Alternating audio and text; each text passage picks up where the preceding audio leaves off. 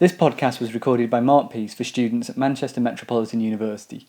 Please feel free to use it with appropriate citation under the terms of the Creative Commons licence.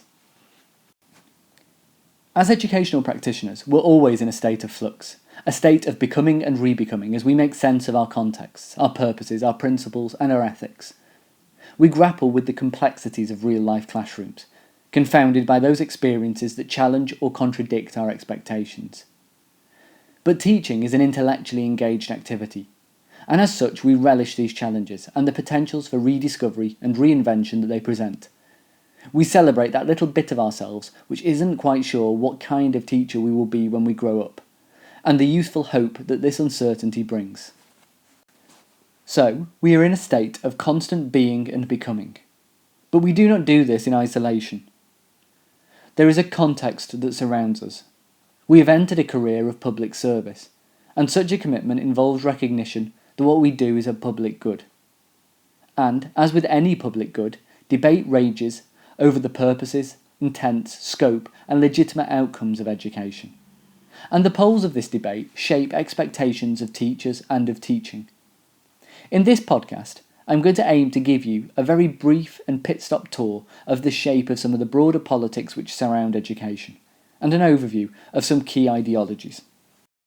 When we talk of ideology, we mean a coherent system of ideals and beliefs, a mythology which surrounds a particular reality, in this case schooling and education. Ideologies bring with them defaults and preferences. They establish what is normal and right, what is strange and unjust.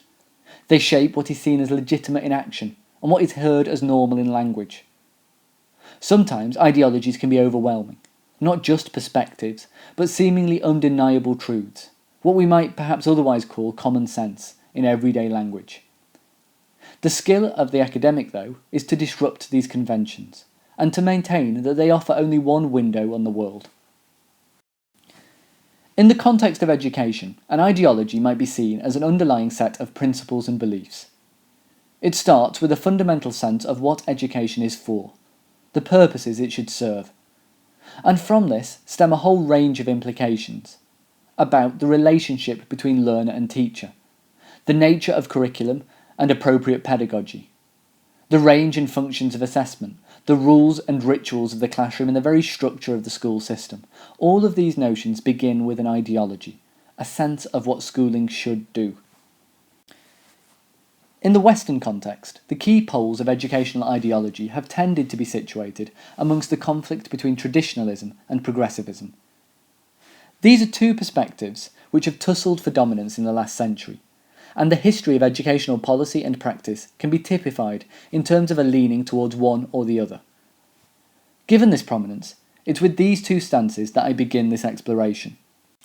As the name might suggest, traditionalist ideologies on education tend to allude to a classical sense of what it is to be a teacher and what it is to be a learner, an image of an historic formal classroom.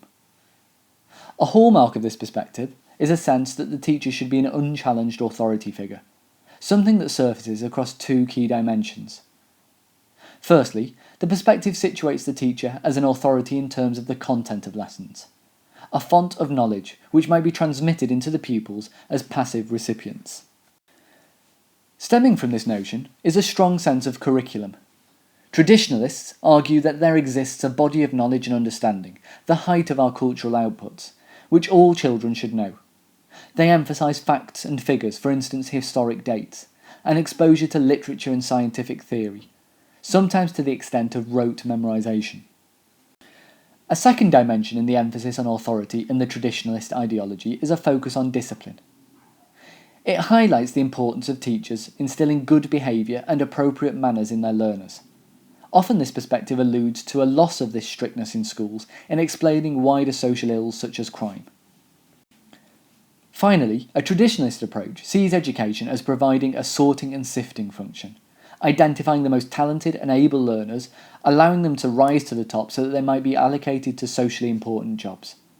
It sees examinations and formal tests as the most effective approach to realising this.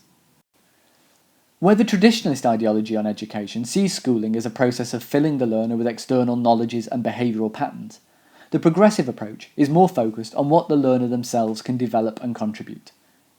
As such, It has an emphasis on curriculums which are developed on the basis of the learner's interests, ideas or cultures, or organises them thematically. It emphasises skills and competencies over knowledge and recall, and sees a deep and involved understanding as more important than any rote or surface recall. The progressive approach to education sees the outcomes of schooling as more varied than academic achievement, suggesting that promoting tolerance and equality and other broader social benefits are equally valid. As such, its assessment processes are more creative and innovative and less reliant on recall in examination. This key divide between traditionalism and progressivism has shaped educational policy over the past century, and has also influenced some of the language we use to talk about pedagogy. In particular, the notion of teacher and student-centred approaches have strong connections to these underlying ideological perspectives.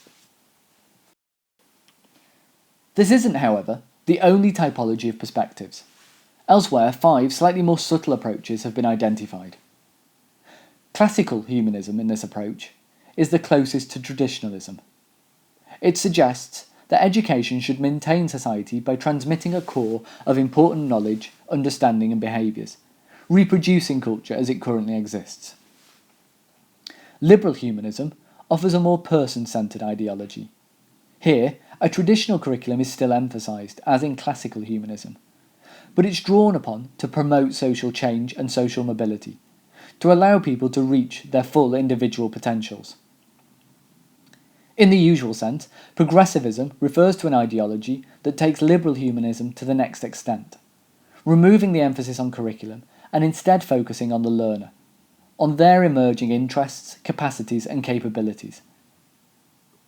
Instrumentalism is an ideology that places emphasis on the vocational outcomes of education, and the importance of meeting the needs of business and the economy, such as functional literacy and numeracy. Finally, reconstructivism is the most radical perspective.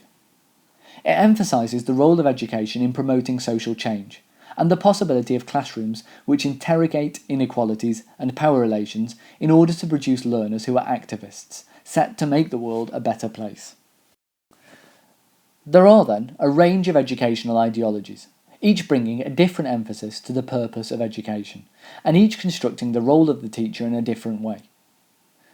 And the teacher, in their process of discovery and rediscovery, navigates them as they occur in both overt and subtle ways. We're consciously and unconsciously encountering, accepting and rejecting them in our daily practices. The challenge now remains to render these overt, in order to better understand what we do in the classroom,